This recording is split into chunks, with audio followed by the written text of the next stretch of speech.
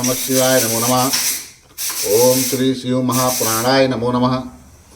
ओम अथ सप्तविंशोध्याय। अमरत्व प्राप्त करने की 4 यौगिक साधनाएं सुनिए। अमर रहने के लिए ये 4 यौगिक साधनाएं हैं।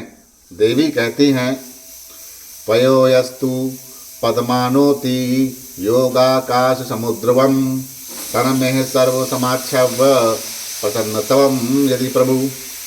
योगी योगाकाश से उत्पन्न वायु पद कैसे प्राप्त करता है?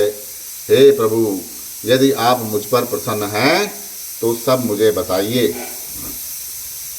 तब शंकर जी कहते हैं, पुरा में सर्वम्याख्यातम योगी नाम हित काम्य कालम जिगाया समग्र वायो लिंगम तथा भवेत।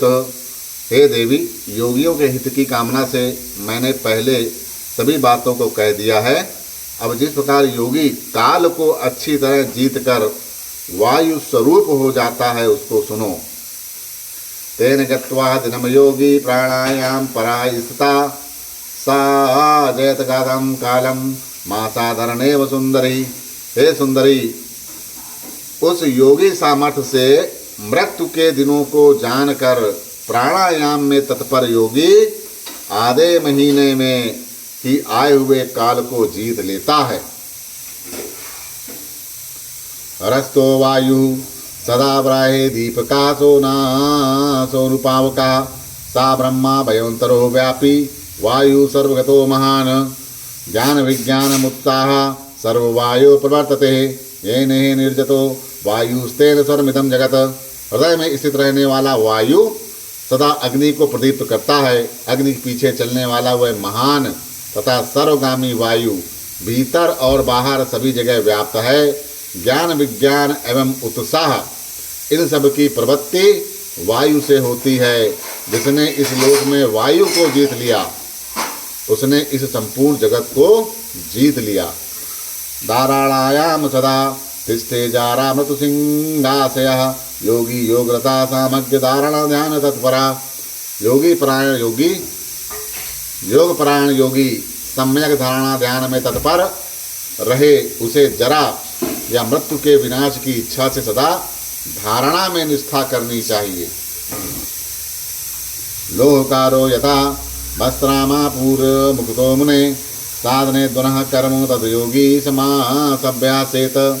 हे मुने, जिस प्रकार लोहार मुख से वायु के द्वारा भौकनी को फुलाकर कार्य सिद्ध करता है, उसी प्रकार योगी को भी अभ्यास करना चाहिए। देवा सहसको नेत्र पदा हस्त संसृका पृथ्वी ही सर्वामृत्य सोऽग्रे तिष्ठे शांगुलम गायत्री शीर्षा सार्ध जपेद बृहति दति पूर्वकाम त्रिवार मायात प्राण प्राणायाम सा उच्यते। प्राणायाम के समय जिनका ध्यान किया जाता है वे आराध्य देव परमेश्वर सहस्त्रों मस्तक नेत्र पैर हाथ से युक्त हैं तथा समस्त ग्रंथियों को आवृत कर उनसे भी 10 अंगुल आगे स्थित हैं। प्राणवायु को नियंत्रित करके व्राति पूर्वक 3 बार गायत्री का शिरो मंत्र सहित जप करें, उसे प्राणायाम कहा जाता है। गता गता निर्वंतते चंद्र सूर्योदयो ग्रहा आदापिना निर्वदन्ते योग ध्यान प्रायणा। चंद्र सूर्य आदि ग्रह आते जाते रहते हैं, किंतु प्राणायाम पूर्वक ध्यान में तत्पर योगी आज तक कभी नहीं लौटे, अर्थात कैवल्य को प्राप्त हो गए।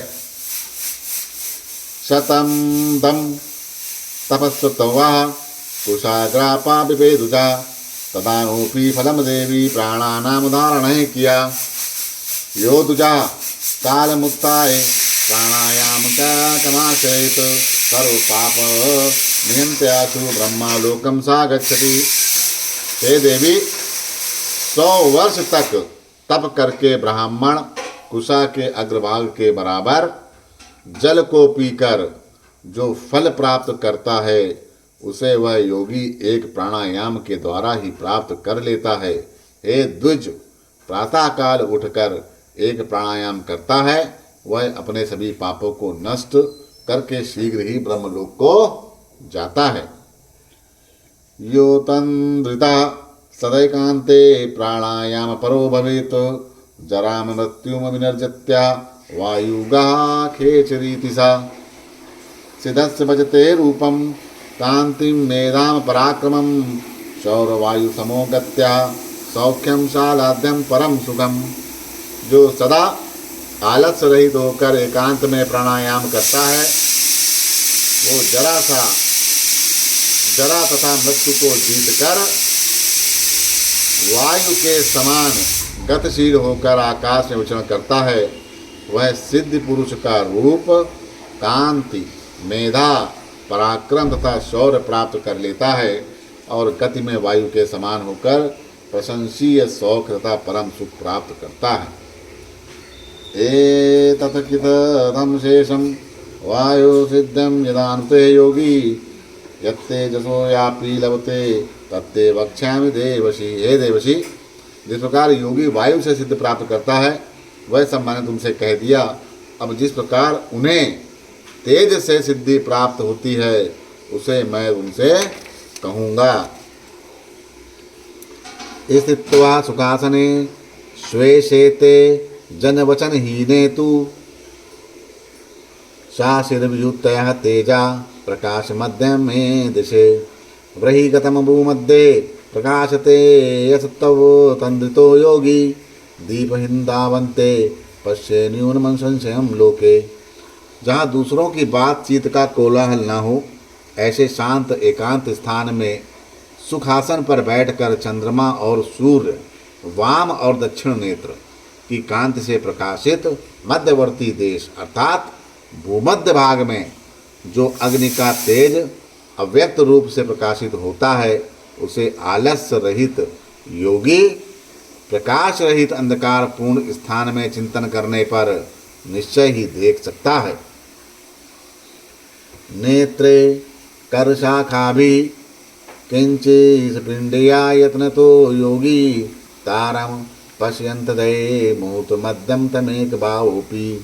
योगी यत्नपूर्वक नेत्रों को हाथ की अंगुलियों से कुछ दबाकर उनके तारों को देखते हुए एकाग्रचित्त से आधे मुहूर्त तक उनका ध्यान करें। ततस्तु तमसि ध्यान पश्यन्ति ज्योतिरेश्वरम श्वेतम रक्तम ततः पीतम कृष्णमिंद्र धनुष्प्रभम।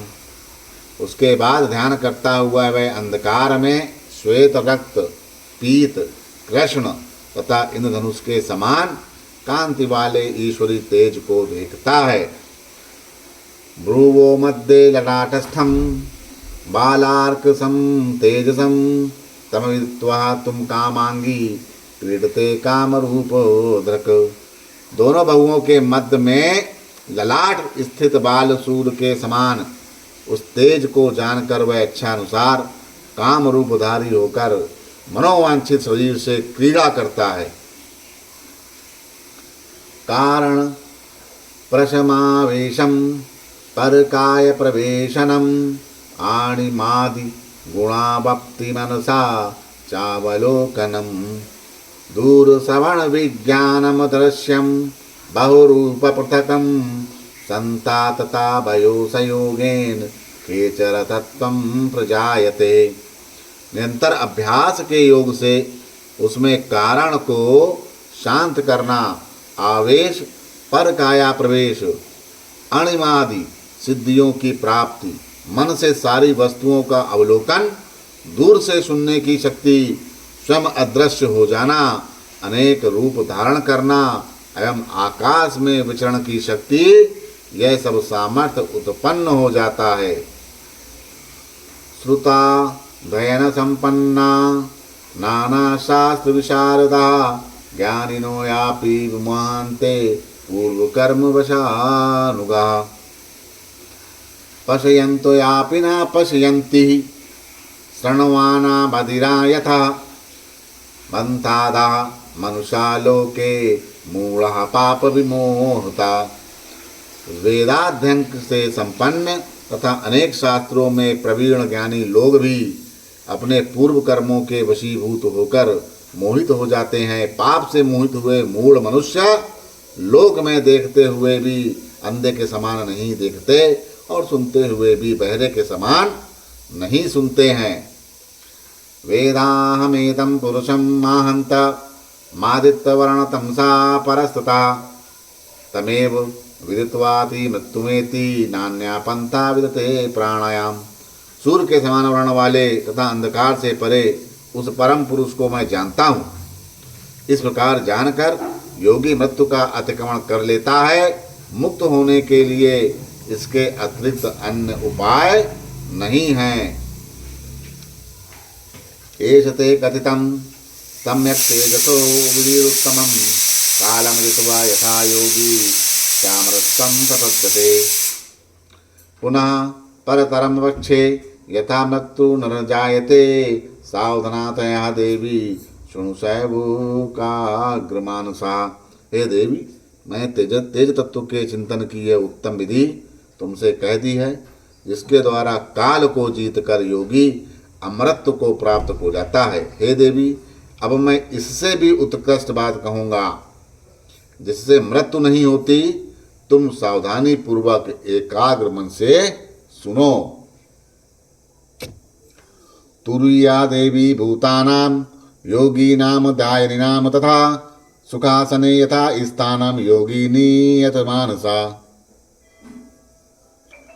समृत शरीरो यापि सा बद्धवाकर संपुटं चौवाकारेण वक्त्रेण पिंबन वायु शनै शनै प्रसवन्ति क्षणदयापस्थालु तथा जीवदायिका ताजगेन्द्रदायनु यूननादमृतं तच्छीतलं जलं पिबन्ननुदिनं योगी न मृत्युवशगों भवेत् दिव्यकायो महातेजा पीपासाक्षु दिवर्जिता। हे देवी, प्राणियों की तथा ध्यान करने वाले योगियों की यह तुरीय अवस्था होती है।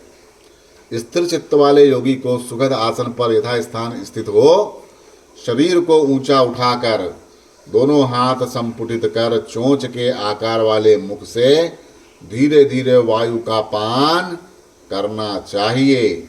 थोड़ी ही देर में तालु में स्थित जीवनदायी जो जलबिंदु टपकने लगते हैं, उन अमृत के समान शीतल जल बिंदुओं को वायु से ग्रहण करके सूंघें।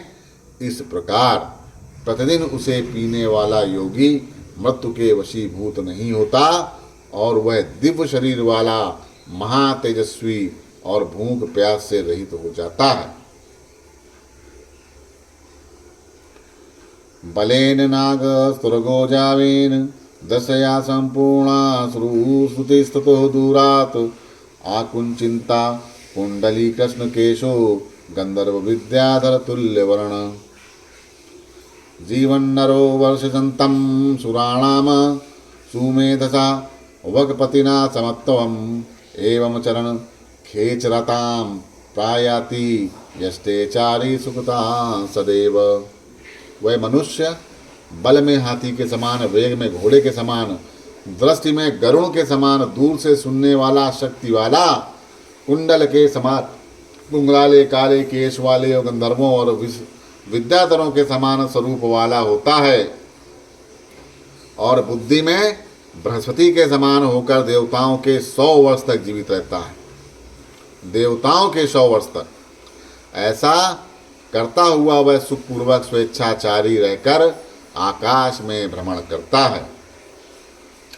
पुनरन्य प्रवक्ष्यामि विदानम यत सुररैपि गोपितम तु प्रतनेन तक्षणुष्व वरानने। हे वरानने, अब मैं दूसरी विधि का वर्णन करता हूँ जिसे देवगण भी नहीं जानते। तुम प्रयत्न पूर्वक उसका श्रवण करो।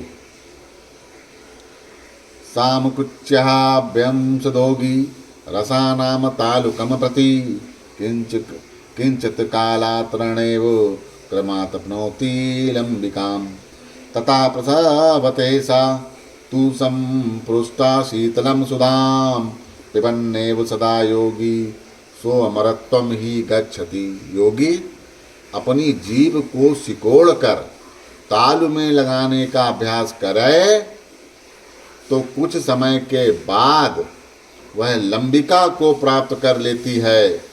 जब तालु से स्पष्ट हुई वह जिह्वा शीतल अमृत स्राव करने लगती है, उसको निरंतर पीता हुआ वह योगी अमृत प्राप्त कर लेता है। रेफाग्रम लंबकाग्रम करतल घटन शुभ्रपदस्य बिंदो इसतेनाकृष्टा सुदेयं पतितं परपदे देवतानंदकारी सारम संसारतारम व्यतकाकलुस्तरम कालतारम सतारम यानेदम प्लववितांगम सा भवति नामृता च्युत पापसविनी। जैसे हाथ से निचोड़ने से गीली वस्तु से रस टपकता है, उसी प्रकार रेफाग्र तथा लंबिकाग्र से निर्मल कमल बिंदु से प्राप्त वह देवताओं को आनंद देने वाला अमृत पर पद में गिरता है।